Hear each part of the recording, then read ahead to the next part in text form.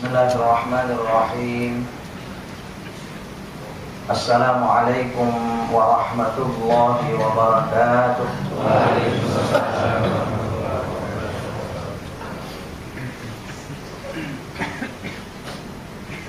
Alhamdulillahi rabbil alamin, alladzi anzala 'alaina al-Qur'ana al-karim la raiba fihi hudan lil muttaqin. والذي أرسل رسوله حبيبنا ونبينا محمدا صلى الله عليه وسلم المبعوث رحمة للعالمين. والصلاة والسلام على حبيب رب العالمين نبينا محمد وعلى آله وصحبه أجمعين. سبحانك لا علم لنا إلا ما علمتنا إنك أنت العليم الحكيم. ربنا اشرح لنا صدورنا ويسر لنا أمور الدنيا والآخرة واحلل عقدة من ألسنتنا يفقهوا أقوالنا. حسبنا الله ونعم الوكيل، نعم المولى ونعم النصير، ولا حول ولا قوة إلا بالله العلي العظيم. أما بعد. Hadirin hadirat, Bapak, Ibu-ibu, para jamaah salat zuhur di Musalla Al-Kautsar yang seluruhnya hamba-hamba Allah yang dirahmati oleh Allah Subhanahu wa taala. Pertama sekali lagi, mari kita bersama-sama memanjatkan puji dan syukur kepada Allah Subhanahu wa taala. Alhamdulillah, alhamdulillah. Dengan hidayah dan inayahnya, dengan rahmat dan nikmatnya, atas segala bimbingannya, kita semua masih berada dalam jalannya yang benar, dan kita semua masuk hamba-hamba Allah yang istiqamah, berada dalam syariat ajarannya, dan kita semua bersyukur pada Allah Subhanahu wa taala.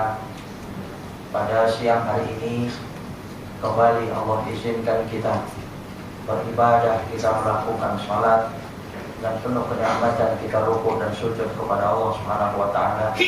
Bahkan di hari ini saja saya yakin bahwa Bapak Ibu Saudara sekalian, sekian besar amal saleh yang telah dilakukan juga sebelumnya. Berharap kepada Allah Subhanahu wa taala semoga semua itu akan menjadi ibadah yang diterima oleh Allah Subhanahu wa taala dan menjadikan kegembiraan, kesenangan, ketenangan dalam kehidupan kita dunia dan akhirat kita. Amin Allahumma amin. Hadirin Bapak Ibu Saudara-saudara sekalian, barangkali siang hari ini mari kita sekali lagi atau mungkin mengulangi lagi kajian-kajian kita yang sebelumnya sudah banyak dikaji di hari-hari ini. Betapa kita bersyukur kepada Allah Tabaraka wa Ta'ala.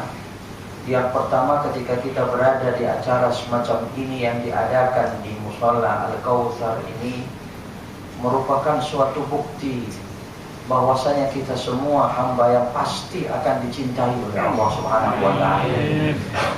Karena itu berdasarkan hadis Nabi, mudawamah kita inilah yang akan dihargai oleh Allah, yang akan menyebabkan Allah cinta kepada kita. Bukan soal kajiannya, bukan soal ibadah berbentuk apapun yang kita lakukan, tetapi kemampuan kita bermudawamah di setiap hari. Bahkan subhanallah, itu bukan suatu hal yang mudah. Bahkan kita berada di tengah-tengah kesibukan, tugas kita, kewajiban kita. Karena Nabi Shallallahu Alaihi Wasallam bersabda, sering kita kaji itu ayat hadisnya, afdhalul a'mal, ahabbul a'mal ila Allah Subhanahu wa taala ad-dawamuha wa in qalla. Saya sering menyebutnya di awal muqaddimah acara semacam ini, Bapak Ibu Saudara-saudara sekalian, bahwa amal yang paling dicintai oleh Allah itu adalah yang paling mudawamah. Mudawamah di sini artinya konsisten, terus-menerus kita istiqamah. Jadi ini ba'da zuhur selalu kita semacam ini setiap hari. Subhanallah, ini mudawamah. Bahkan dikatakan oleh Nabi, wa in qalla, sekalipun sedikit. Kita menyempatkan waktu di waktu zuhur. Mungkin sangat singkat. Apa kalau sekarang mungkin memang waktu zuhurnya awalnya masih agak cepat ya, lebih cepat daripada hari-hari biasa sebelumnya. Kadang-kadang begitu singkat. Ibu bapak saudara-saudara sekalian, itu namanya adwamuha wa in qalla, sekalipun sedikit. Maka dari itu, insyaallah kita yakin kita semua hamba-hamba yang dicintai Allah Subhanahu wa taala. Kemudian lagi kita kembali kepada hadis Nabi, kita berada di hari-hari utama yang disebutkan oleh Nabi hadzal ashr. Hadzal ashr, 10 ini. Rasulullah SAW dalam hadisnya menyebutkan dengan kalimat hada, ismul isyarah, yang menjadikan bukti ma'rifat, ketentuan, kepastian daripada hari 10 ini. Kalau ayatnya di dalam Al-Quran, layalin ash, kita berada di malam-malam 10, yakni 10 awal Dzulhijjah, malam-malam 10 awal Dzulhijjah, dan tadi hadzal ash itu artinya 10 hari awal Dzulhijjah. Maka dikatakan oleh baginda Rasul, mal amal fi ayyamin, tidak ada dari semua amal dari hari-hari kehidupan orang-orang yang beriman itu afdalu minha fi hadzal ashr, lebih utama daripada hari-hari 10 ini. 10 ini jelas Bapak Ibu saudara-saudara sekalian, karena berada di bab aidain ya, bab aid ini adalah 10 awal Dzulhijjah. Oleh karena itu di hari-hari ini kita yakin berdasarkan hadis ini, salat kita lebih utama daripada hari-hari lain. I'tikaf kita lebih utama dari hari lain. Qiraatul Quran kita lebih baik daripada malam-malam lain, selain daripada Asyrul Awail min syahri Dzulhijjah ini. Ya lain daripada 10 akhir Ramadan itu disebut jelas Asyrul Awakhir. Ya, Asyrul Awakhir. Tapi ini layalin asyr, beda. Bapak saudara-saudara sekalian, sedekah kita, kalau kita bersedekah beda di hari-hari awal Dzulhijjah ini, Asyrul Awail min syahri Dzulhijjah. Karena Nabi SAW mengatakan mal amal itu tidak dibatasi amal yang mana. Puasa kita, sekalipun ada yang bertanya, memangnya seperti apa puasa dari sejak tanggal 1 Dzulhijjah sampai 9 itu? Kalau perintah yang pasti hanya di hari Arafah, di tanggal 9 Dzulhijjah, itu adalah ladang ibadah yang disiapkan oleh Allah Subhanahu wa taala kepada kita. Kalau saudara-saudara kita di Arafah ada ampunan Allah Subhanahu wa taala dengan wukuf mereka, maka Allah menyiapkan ampunan yang begitu besar di luar Arafah, yaitu berpuasa di hari Arafah itu. Hanya dengan puasa 1 hari itu diampuni dosa 1 tahun yang lalu dan 1 tahun yang akan datang, akan mendapatkan perlindungan Allah Subhanahu wa taala. Hanya 1 hari. Adapun puasa-puasa sebelumnya secara pasti memang tidak ada perintah. Tapi mari kita kembali kepada ini, mana amal? Rasulullah tidak membatasi amal yang mana ini, termasuk siam itu silakan. Sekalipun tidak dilakukan bukan berarti salah, dan itu hanya amal saleh saja. Bahkan sampai kepada hari Arafah pun itu pun sunnah. Namun mari kita saudara-saudara sekalian rahimakumullah, insyaallah kita semua hamba-hamba yang saleh, hamba-hamba muttaqi kepada Allah Subhanahu wa taala, orang-orang yang tamak, khaufan wa tama'a. Kita tamak dengan segala kebaikan yang ada pada Allah Subhanahu wa taala, sehingga kita insyaallah tidak akan pernah menyepelekan sunnah. Ini berhati-hati. Masih ada yang terasa di tengah-tengah kita, itu kan cuma sunnah. Ada nggak kadang-kadang begitu? Ya, itu kan cuma sunnah lah. Berhati-hati orang yang biasa menyepelekan sunnah, tunggu saatnya menyepelekan wajib. Kadang-kadang cuma syubhat, cuma makruh, dilakukan tidak berdosa, ditinggal berpahala, ditinggal berpahala, dilakukan tidak ada dosa, cuma makruh, cuma syubhat. Nabi SAW sangat jelas, siapa orang yang menyepelekan syubhat, tunggu saatnya suatu saat menyepelekan haram. Menyepelekan haram, syubhat disepelekan, suatu saat haram disepelekan, sunnah disepelekan, suatu saat wajib disepelekan. Maka alhamdulillah kita bersyukur pada Allah, ternyata Allah mensyariatkan perbuatan tersebut walaupun hukumnya sunnah. Bapak Ibu saudara-saudara sekalian, ini tentang amal di 10 awal Dzulhijjah, persilahkan seperti apa. Kalau kembali kepada niat kita berkurban misalnya, ini sudah banyak kita kaji tentunya. Berkorban itu intinya bersedekah. Korban intinya bersedekah. Nah, sedekah belum tentu kurban, tapi kurban pasti sedekah. Maka pantas saudara-saudara sekalian, orang berkorban itu tidak perlu dibatas-batasi. Sekalipun satu sapi 7 orang itu kan berarti hanya afdalnya saja. Ya, karena ingin bersedekah. Bagaimana kalau ternyata Nabi SAW bersabda,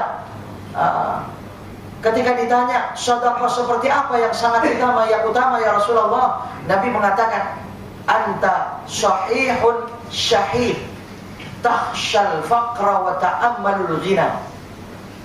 Engkau dalam keadaan sehat dan engkau pada saat itu sedang kikir, kebutuhan sedang besar, kebutuhan sedang banyak, tapi dia mampu bersedekah, mampu dia mengeluarkan kurban, dia mampu membeli binatang kurban bersedekah, karena dia teringat akan 1 tahun itu kenikmatan besar daripada Allah Subhanahu wa taala, hidayah besar dari Allah Subhanahu wa taala. Maka besarkan nama Allah termasuk dengan kurban itu. Yang dimaksud yu'azzim sya'airallah, mengagungkan syiar-syiar Allah, diantaranya dari semua perbuatan-perbuatan ibadah-ibadah saudara kita pada saat melaksanakan ibadah haji, termasuk di luar haji itu kurban dan sebagainya. Ini Bapak saudara-saudara sekalian. Jadi berbeda sedekah dengan kurban dengan sedekah di luar kurban, apalagi ada di hari-hari utama. Bapak Ibu saudara-saudara sekalian, memang banyak pertanyaannya dalam hal ini. Sebenarnya kenapa sampai oleh Nabi SAW dianjurkan kalau berkorban itu yang bagus, betul ya? Ya, binatangnya, sapinya yang bagus. Jangan sampai korban dengan sapi murah, kurus misalnya, kalau bisa. Kalau bisa, yang bagus, yang gemuk, yang bagus. Ya, karena dikatakan fa innaha matiyatukum yaumal qiyamah, itu kendaraanmu pada hari kiamat nanti. Dan sebenarnya esensinya Bapak Ibu saudara-saudara sekalian, bukan soal kita memikirkan tentang kendaraan, kemudian kita ukurkan dengan kehidupan dunia, ini nggak ketemu ini, Pak. Iya, satu sisi kadang-kadang bagaimana 1 ekor sapi 7 orang. Mari kita balik bagaimana 1 orang setiap tahun kurban. Sama saja ya, jadi ukuran akhirat di hadapan Allah Subhanahu wa taala. Apalagi ada dalam rangka tarbiyah terhadap anak-anak kita di sekolah misalnya, berapa besar itu, berapa banyak itu, hanya 1 ekor sapi dan seterusnya. Bapak saudara-saudara sekalian, sebenarnya dalam hal demikian sampai-sampai Umar Ibn Khattab radhiyallahu anhu pernah berkorban itu dengan harga 300 dinar, bisalah sumi'ati dinar. Bisalah sumi'ati dinar. Wallahu alam harga sekarang, pokoknya yang penting ukurannya 1 onta pada saat itu sama dengan harga 30 onta. Jadi dijelaskan dalam kitab ini ya, sama dengan 30 onta. Khairum, ini dikatakan fi wa fi 300 dinar qimatu 30 badana. Jadi 1 onta itu harganya 30 onta yang lain. Kira-kira onta yang satu ini mahal nggak? 1 sapi sama dengan 30 sapi. Itu pernah dilakukan Umar bin Khattab, lapor kepada Nabi SAW, ya Rasulullah, bukankah saya lebih baik membelikan 30 onta saja ya Rasulullah? Lebih bermanfaat, barangkali lebih luas, saya bisa membagi-bagikan dagingnya. Tapi ternyata oleh Nabi SAW dilarang. Ya, fasa'ala Rasulullah fanahahu, Nabi melarangnya andalik. Wa qala bal ahdaha, tidak, kau berkorban dengan 1 onta yang mahal itu saja. Itu sebenarnya baginda Nabi SAW menganjurkan pada Umar bin Khattab radhiyallahu anhu. Alasannya, mari kita perhatikan, li'annal qalilal jayyid khairum minal kathirid daun. Ya, sedikit tapi bagus itu lebih baik daripada banyak kurang bagus. Banyak sapinya tapi kurus-kurus. Ya, lebih baik 1 yang bagus, Pak, yang mahal. Ada sekarang sapi harganya 50 juta. Ada 200 juta. Ada. Subhanallah ya. Mungkin silakan seperti apa? Bang Pon. Namun ini perintah yang sebenarnya, Bapak Saudara sekalian. Nah, wa fiha taksirul laham. Memang Kalau dipikir dari 1 dibanding 30 tadi, dagingnya pun pasti lebih besar yang 30 memang. Lebih banyak yang taksirul laham, lebih banyak dagingnya. Walakin laisal maksudul laham, di dalam berkurban yang sebenarnya esensi dan rahasianya itu bukan soal banyak-banyakan daging. Bukan soal ukurannya, bukan di sana sebenarnya.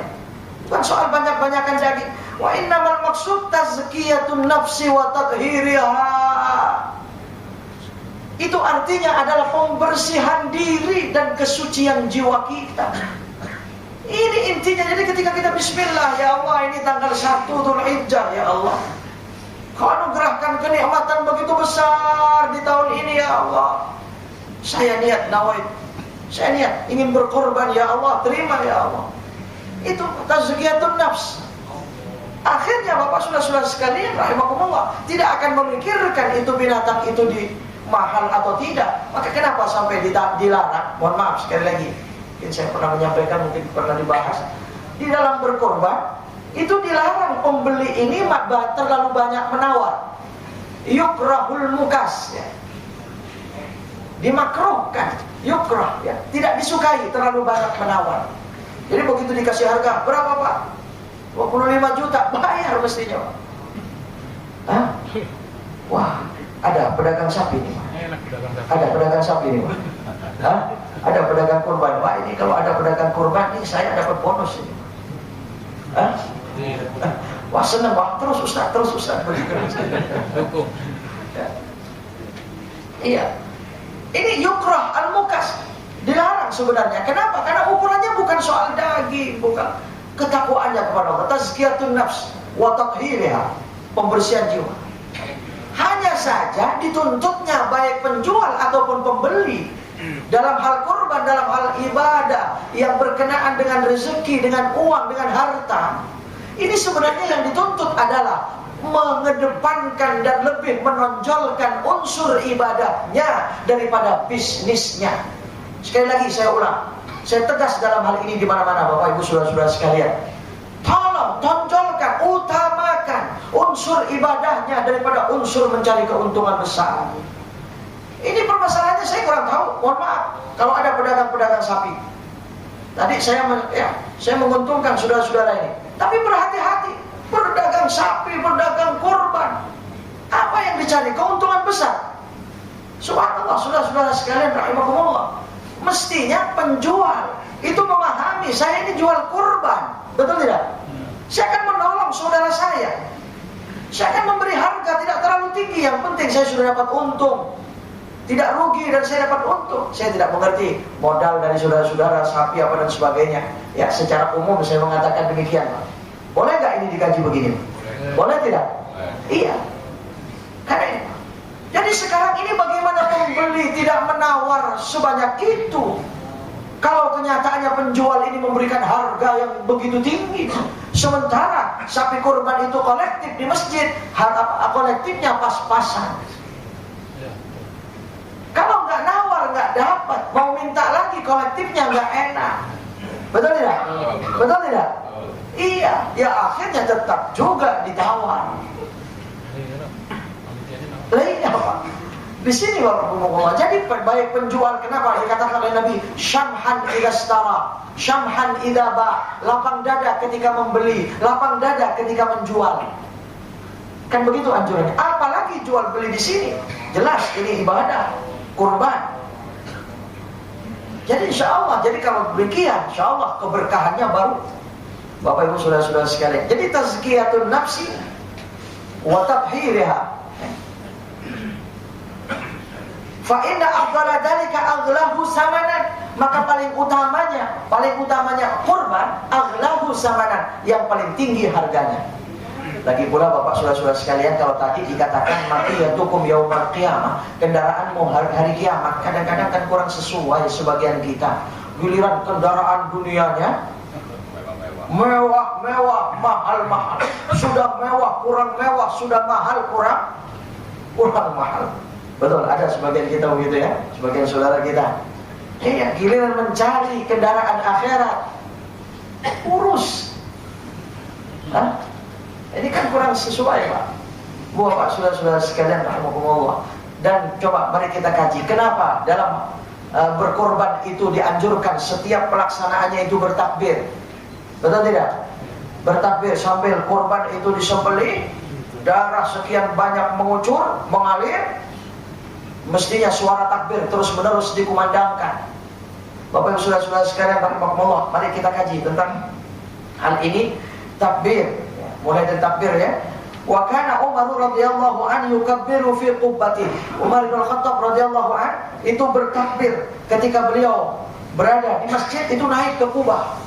Naik ke Kubah, ya kalau sekarang kita nggak perlu naik ke Kubah, tapi cukup suara kita yang naik, kitanya ya nggak perlu naik, begitu kan? Karena suara kita yang sudah naik, Pak. Fayusmihu ahlul masjid fayukabbirun. Akhirnya didengar oleh masjid-masjid sekitarnya, mereka ikut takbir seluruhnya. Wa yukabbiru ahlal aswaq. Bahkan pasar-pasar ketika mendengar semua bertakbir. Maka sebenarnya pada hari-hari takbir di Idul Adha, mulai malam, siang sampai hari-hari tasyrik itu, sebenarnya kumandang takbir itu bukan cukup di mushola, di masjid saja. Kalau perlu di jalan, di tempat-tempat keramaian kita kaum muslimin. Ibu-ibu, ini ada ibu-ibu nggak? Ibu-ibu melihat saya nggak? Enggak ya? Ya takutnya ibu-ibu melihat saya yang dia nggak lihat ibu gitu kan. Ya, jadi ibu di hadapan saya gaib jadinya wali. Ya, artinya begini, ibu-ibu barangkali ya, belanja di hari itu, ini aswaq, pasar-pasar, mal-mal. Ibu-ibu ketika belanja sambil takbir itu, gimana kira-kira kalau begitu? Berapa ini bu? Ini 20.000 rupiah. Allahu Akbar, Allahu Akbar. Gimana kalau 15.000 rupiah? Allahu Akbar, Allah. Saya rasa kalau begitu anak-anak muda sekarang bilang ini orang lebay banget ini takbir dulu. Bapak saudara sekalian, padahal itu di sini ahlal aswaq hatta tartajja Mina, sampai pada saat itu gempar, bukan gempar namanya, gemuruh suara takbir di Mina, karena pada saat itu hari-hari tasyrik orang banyak berkumpul di Mina ya. Wa kana Umar yukabbiru bi Mina tilkal ayyam wa khalfa sholawat, setiap selesai salat terus bertakbir. Wa ala firasyi, pulang ke rumahnya sampai di tempat tidurnya pun masih takbir. Wa fi bustati, di bawah-bawah tenda. Wa majlisihi, majlisnya. Wa mamsyahu, ketika berjalan. Fi tilkal ayyam, pada hari-hari tasyrik itu. Wa kanat Maimunah tukabbiru yauman nahar, juga Maimunah istri baginda Rasul itu ikut bertakbir di hari-hari itu ya. Wa kunnan nisa yukabbirna, semua perempuan-perempuan ikut bertakbir. Bahkan wa Umar bin wa khalfa Aban bin Utsman wa Umar bin Abdul Aziz layali at-tasyrik ma'ar rijal fil masajid, sampai dianjurkan juga ketika harus berkumpul di suatu masjid dengan syarat amina minal fitnah, selamat daripada fitnah ya, silakan wanita itu berkumpul di masjid bertakbir. Bahkan suatu riwayat mengatakan an Hafsah ibnu Ummi Atiyah, kunna nu'maru an nukhrija yawmal 'id hatta nukhrijal bikra min hijriha. Jadi kami dianjurkan pergi keluar pada hari Id itu sampai gadis-gadis yang mereka itu berada dalam tempat persembunyiannya, tetap rumah-rumah masing-masing. Artinya Bapak Ibu rahimakumullah, gadis-gadis di zaman sahabat, apalagi zaman itu jarang keluar rumah. Jarang keluar rumah. Tapi di hari Id dianjurkan mereka. Kalau sekarang jangan-jangan kebalik. Hari Id yang susah keluar. Kalau di luar Id malah ya jangan-jangan, wallahu alam, kita lihat aja. Wa hatta nuhrijal huyadha fayakunna khalfan nas, sampai wanita-wanita haid pun masih dianjurkan pergi pada saat hari Id ke tempat-tempat salat itu. Fayukabbirna bi takbirihim, mereka ikut bertakbir dengan takbir mereka. Wa yad'una bi du'aihim, mereka berdoa sama dengan doa-doa yang lain itu. Silakan, cuman jangan ikut salat. Bukan berarti harus salat, di orang haid ya nggak boleh salat. Ini hanya takbirnya. Yarjuna barakata dzalikal yaumi wa tuhratahu, mereka boleh sama-sama berharap keberkahan pada hari itu dari Allah Subhanahu wa taala dan kesucian dari Allah Subhanahu wa taala. Boleh sampai kepada wanita. Maka Bapak Saudara-saudara sekalian, Allah bertakbir. Dan pada saat pelaksanaan ibadah kurban itu memang seharusnya bertakbir, terus bertakbir. Saya pernah ditanya, bagaimana takbir berbarengan dengan najis dan kotor? Orang kalau kurban banyak kotor enggak itu? Kotoran banyak sekali, Pak. Darah juga najis, kotoran itu najis.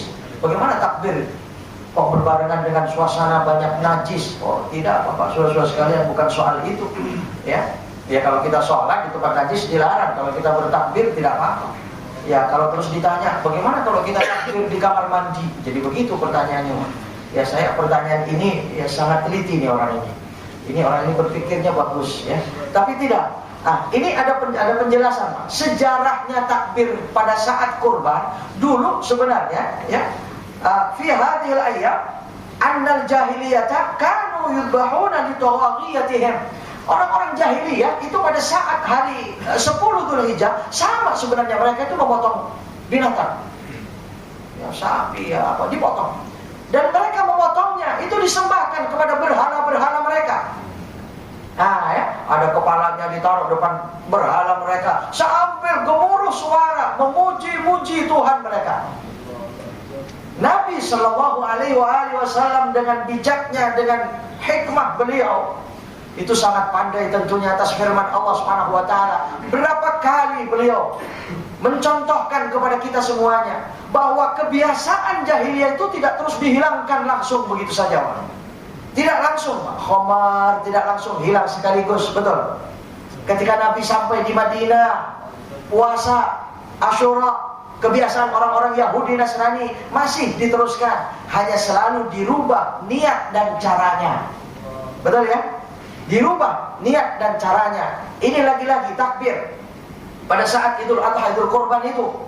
Jadi akhirnya penyembelihan kurban ini tetap disyariatkan di dalam agama Islam, dilaksanakan oleh Nabi Shallallahu Alaihi Wasallam, memotong binatangnya, memotong binatang kurbannya, cuman niatnya sudah tidak lagi untuk berhala dan pujiannya bukan lagi untuk berhala, tapi diniatkan karena ketakwaan kepada Allah dan takbir membesarkan nama Allah. Dirubah, Pak. Jadi diakomodasi. Di sini barangkali kalau ada sebagian kita, kalau mau, ini persilakan, mau kembali kepada hadis man sanna fil Islam sunnatan hasanah falahu wizru falahu ajruha wa ajru man amila biha. Silakan. Kalau ada orang berkreasi kreatif, bahkan kreasi kreatifnya ini biasa dilakukan oleh orang-orang di luar Islam, tidak dirubah caranya, tapi niat dan pelaksanaannya dirubah, isinya dirubah. Saya mau tanya, dari mana perintah arisan? Hah? Saya ini nggak pernah tahu itu perintah arisan dalam Islam, nggak pernah ada, betul ya? Ada, Pak? Saya belum pernah mendapatkannya, atau mungkin dari luar Islam pun saya kurang tahu, Pak. Dari mana perintah ulang tahun? Dari dalam Islam atau di luar Islam? Apalagi niup-niup apa biasanya? Tiup lilin, ada dalam Islam itu? Tidak ada, Pak. Iya. Tapi ulang tahunnya boleh tidak dilakukan orang Islam? Syukuran. Iya, dengan tasyakur, dengan isinya. Ya silakan saja, apa dengan ibadah kepada Allah tidak dilakukan pun bukan berarti dosa. Oh, kita cukup saja setiap sampai di hari lahirnya, ya Allah, hari ini saya lahir. Setiap minggu bahkan, betul ya? Setiap minggu, hari ini saya lahir, ya Allah. Terima kasih ya Allah. Sujud, kita sholat 2 rakaat sujud kepada Allah. Subhanallah. Setiap saat kita ulang tahun. Mungkin setahun sekalinya karena tepat tanggal, bulan, dan mungkin harinya. Wallahu a'lam, wallahu a'lam. Ini barangkali Bapak Ibu saudara-saudara sekalian rahimakumullah, ya. Pelaksanaan Nabi SAW, pelaksanaan kurban itu ternyata banyak bertakbir. Jadi silakan sambil bertakbir, terus menerus sambil bertakbir di hari itu. Mungkin Bapak saudara-saudara sekalian rahimakumullah, ya. Ini memang waktunya cukup panjang sebenarnya ya. Biasanya saya bicara sini sudah habis waktunya, Pak. Tapi ini karena zuhurnya agak cepat ya.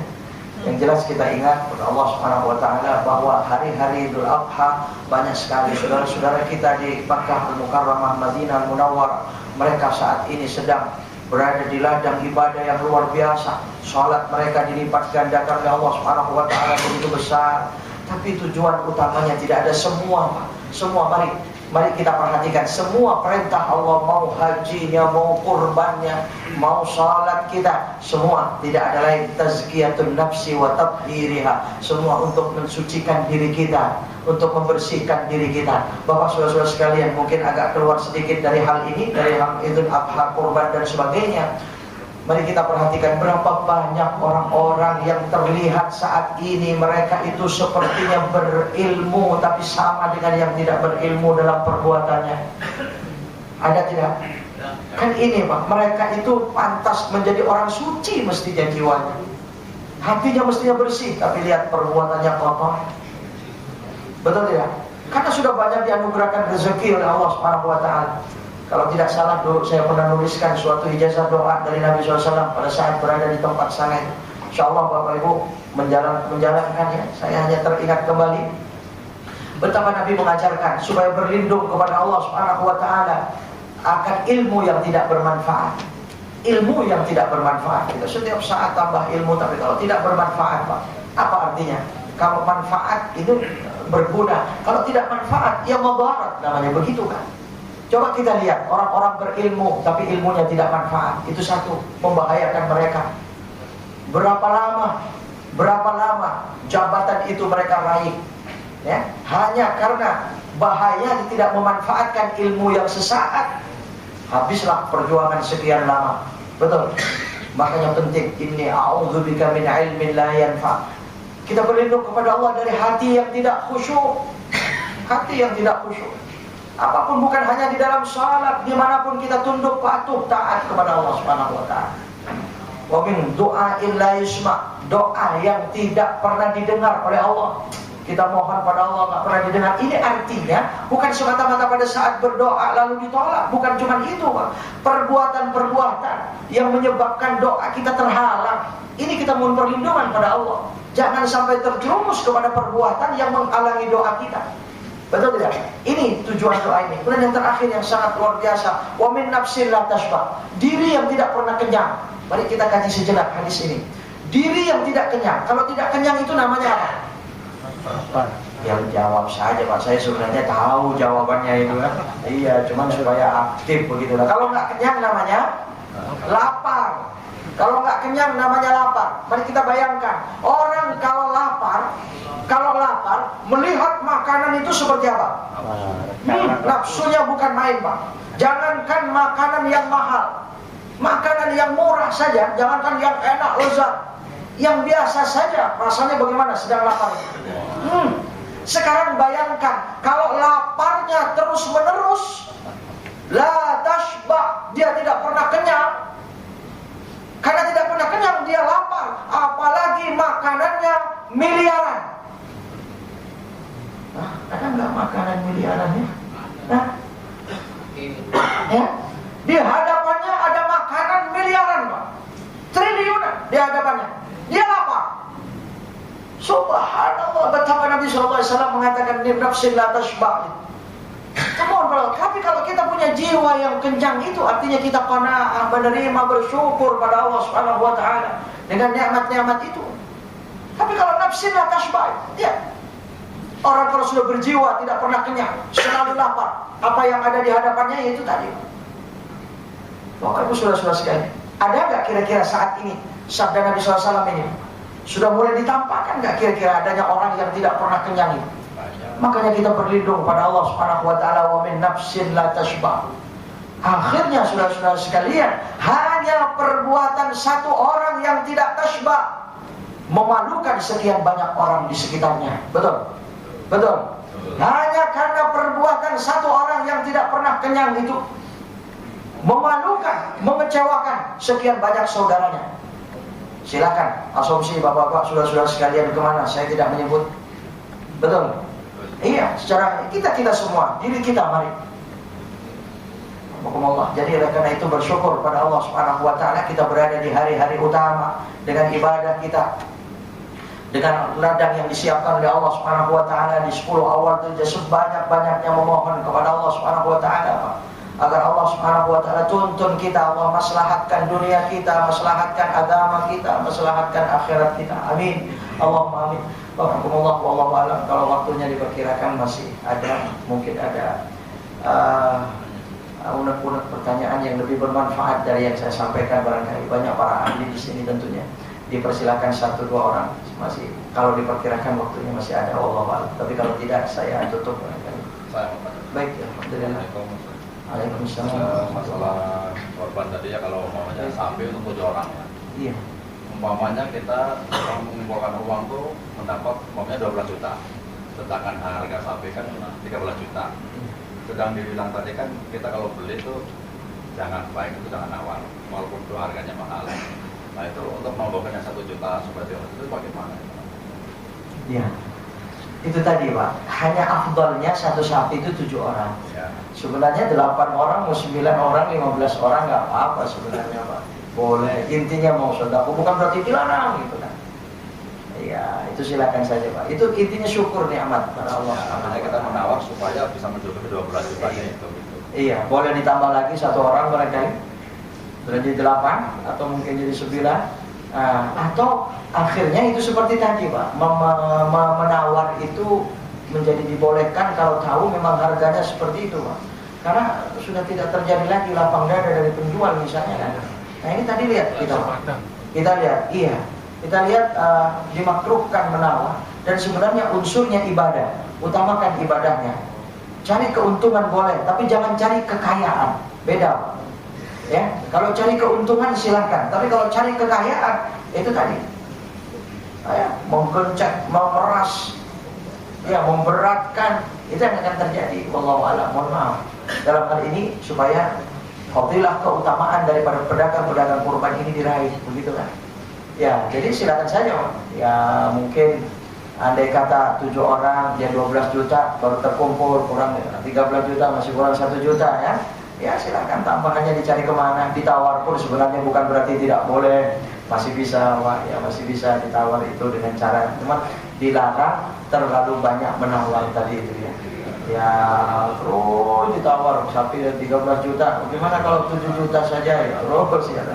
Jadi mungkin terlalunya itu ya kali ya. Ya Pak, ya, baik, alhamdulillah baik. Ya saya pengen diulang tadi, jadi agak ini jadi. Yang selama ini kita dengar kalau tadi kurban sapi atau unta itu untuk 7 orang. Iya. Yang baru tadi disampaikan bisa 8 orang, 13 orang. Jadi sebetulnya yang mana nih yang ini? Ya, saya balik dulu Pak. 1 sapi 1 orang boleh nggak? Boleh. Iya. Jadi 1 orang, ya nggak usah pakai niat-niat. Atau begini, 1 keluarga. Sapi ini atas nama keluarga Bapak Ahmad Saleh. Sampai keluarganya berapa ini? 15 orang saya. Dalam rangka bersyukur nikmat dalam keluarga itu. Cuman afdal tadi itu andai kata ada niat khusus. Sudah sapi ini karena saya ingin utama 7 orang. Kalau ternyata keluarga saya 14 orang, ya saya harus beli 2 sapi. Itu yang utama. Nah, sebaliknya misalnya. Mungkin begini Pak, baik. sohibul kurbannya itu. Sohibul kurbannya kan maksimal 7 gitu. Iya. Boleh enggak maksimal nama sohibul kurban itu 8. Sohibul kurban itu 1 bisa mewakili banyak keluarga. Iya. Nabi SAW pernah berkorban ketika menyembelih, Allahumma taqabbal min Muhammadin wa ali Muhammad.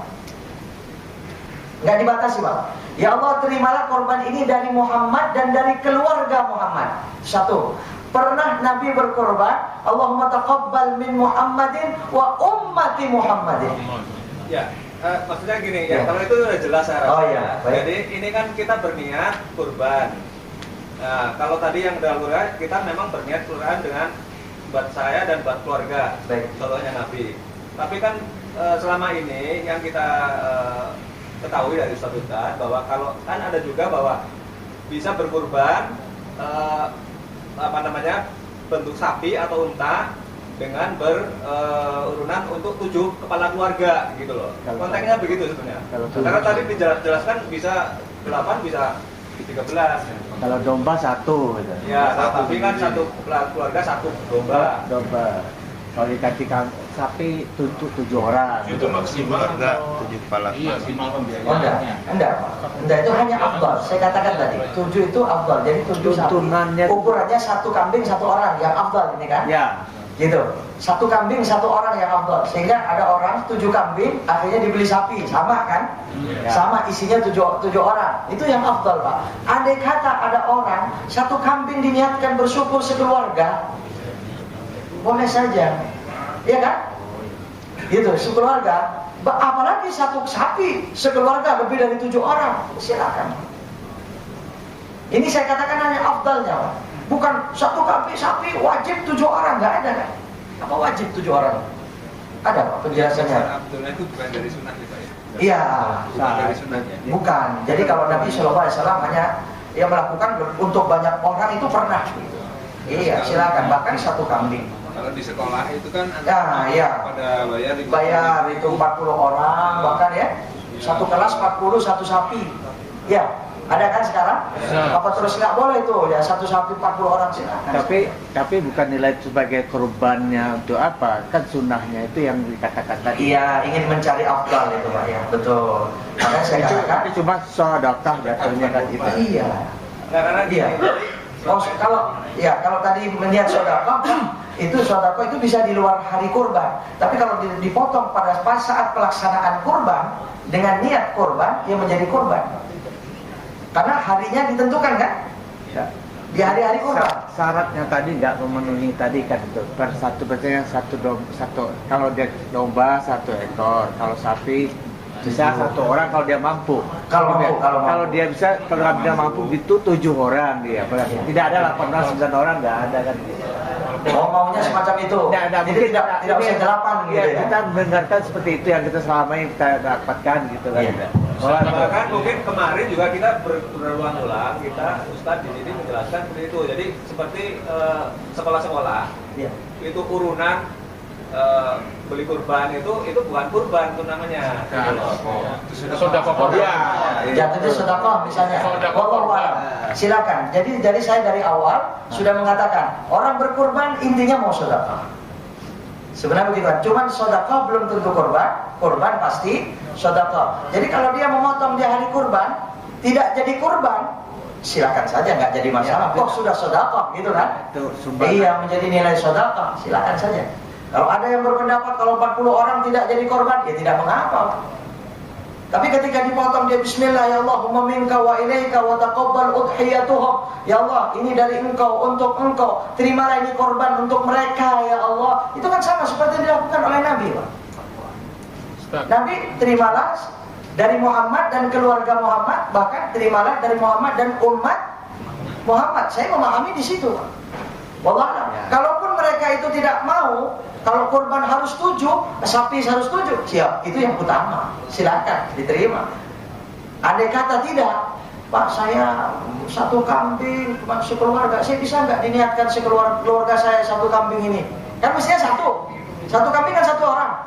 Ya bisanya cuma 1, Pak, pas-pasan misalnya di bulan itu.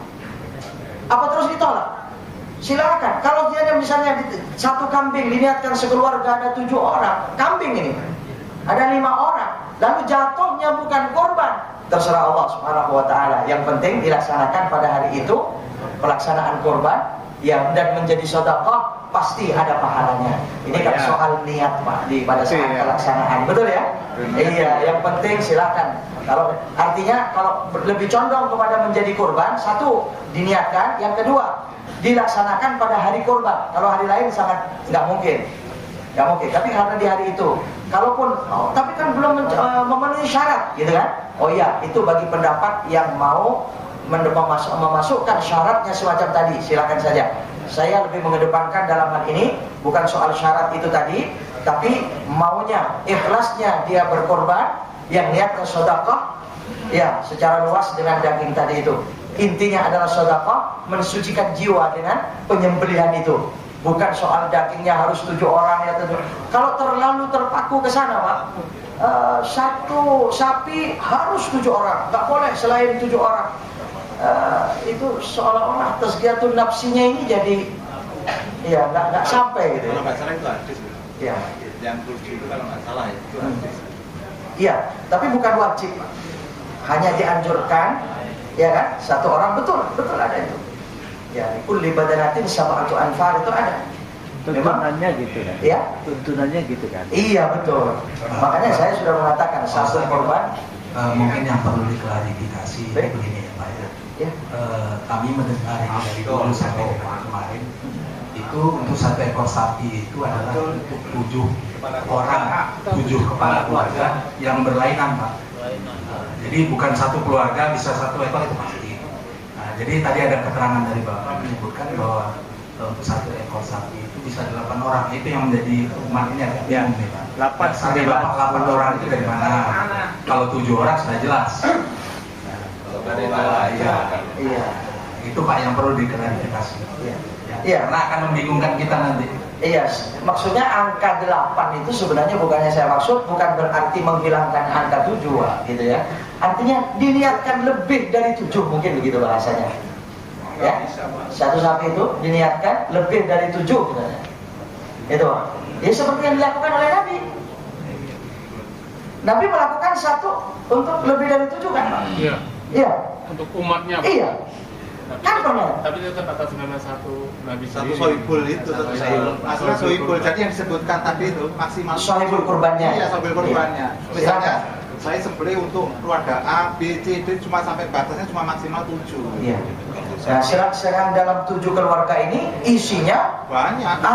iya, sama. Saya begitu, Pak. Jadi isinya dari 7 keluarga ini berapa orang kan? Bisa 8, bisa lebih gitu loh. Ya ketemu. Terima kasih. Betul, itu yang saya maksud. Mungkin bahasanya kurang dipahaminya barangkali di situ ya. Iya, sama. Jadi tetap diniatkan 7 misalnya kan. Soal isinya berapa orang? Itu silakan. Kalaupun misalnya 40 orang tidak jatuhnya korban, oh ya silakan saja jadi sedekah, boleh saja. Dan diterima oleh Allah Subhanahu wa taala. Ya, betul, ya. Jadi 7 bukan 8 keluarga gitu ya. Ya, bukan 8 keluarga. Silakan jadi 7. Diniatkan 7 keluarga, isinya mau 15 orang. Betul tidak? Ya, isinya berapa orang silakan saja. Ya, jelas saja. Ya, mohon Pak, terus kalau memang kira ini takut menjadi bidrul khotoya, takut menjadi benih kesalahan. Jadi yang keberatan kami 7 kurang 1 juta, nambah 1 orang jadi 8. Nah itu yang bisa kami tolak.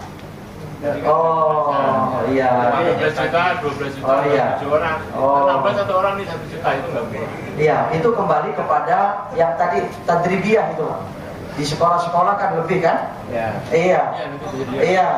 Tadribiyah itu kan lebih itu. Tapi itu bukan sebagai korban namanya. Boleh silakan. Dia menjadi apa silakan. Sedekah pada hari raya korban itu benar. Iya, dilaksanakan di hari korban. Kalaupun jatuhnya itu sedekah, boleh silakan saja. Ketuntunan yang kita dengar selama ini apa yang kata Pak Nasril tadi, bahwa kita tuh untuk domba untuk 1 orang, di 1 orang itu di 1 keluarga lah. Di 1 keluarga. Kita juga sapi itu untuk 7 bagian, orang berkorban untuk 1/7 bagiannya. Tepat. Jadi maksudnya tetap 1 domba itu 1 orang, 1 keluarga, dikatakan. Kemudian 1 sapi 7. Soal isinya 8. Ya kalau dia mau. Ya 10. Mau 15, 20 silakan saja. Kalau keluar dari itu di sekolah-sekolah atau kolektif pengajian 50 orang 1 sapi, ya mungkin jatuhnya sedekah bukan korban, wallahu a'lam. Ya, tapi yang jelas itu sedekah. Gitu ya? Ya, mungkin ya, Mas ya. Baik, alhamdulillah. Terima kasih, jazakumullah. Baik, mungkin masih ada lagi yang lain? Apa cukup? Mungkin di luar ini, di luar tema dan sebagainya. Nah, mungkin cukup ya. Alhamdulillah. Baik, sekali lagi Bapak, Ibu, saudara-saudara sekalian, rahmatullah, kita bersyukur kepada Allah Subhanahu wa taala. Alhamdulillah berada dalam suasana taqarrub kepada Allah Subhanahu wa taala. Sekali lagi mudah-mudahan semua apa yang kita amalkan, kita lakukan menjadikan amal ibadah yang diterima Allah Subhanahu wa taala. Jangan sampai menjadi amal yang mardud, hanya menjadi amal-amal yang sia-sia di hadapan Allah Taala. Amin. Allahumma Bismillahirrahmanirrahim. Alhamdulillahirabbil alamin. Allahumma shalli wa sallim ala nabiyyina Muhammadin wa ala alihi wa sahbihi ajma'in. Allahumma inna nas'aluka al-'afwa wal 'afiyah wal mu'afata ad-da'imata fid din wad dunya wal akhirah. Allahumma ij'al khashyataka akhwafal asya'i 'indana waj'al hubbaka ahabbal asya'i 'indana. Wa idza aqrarta a'yuna ahli dunya bidunyahum fa'aqrir a'yunana ya Allah, fa'aqrir a'yunana ya Allah bi'ibadatika wa ihsanik bi rahmatika ya arhamar rahimin. Allahumma anfa'na bima 'allamtana wa 'allimna bima yanfa'una warzuqna 'uluman tanfa'una bi rahmatika ya arhamar rahimin. Wa sallallahu ala nabiyyina Muhammadin wa alihi wa sahbihi wa sallam walhamdulillahi rabbil alamin. Subhanakallahumma wa bihamdika asyhadu an la ilaha illa anta astaghfiruka wa atubu ilaik. Wassalamualaikum warahmatullahi wabarakatuh.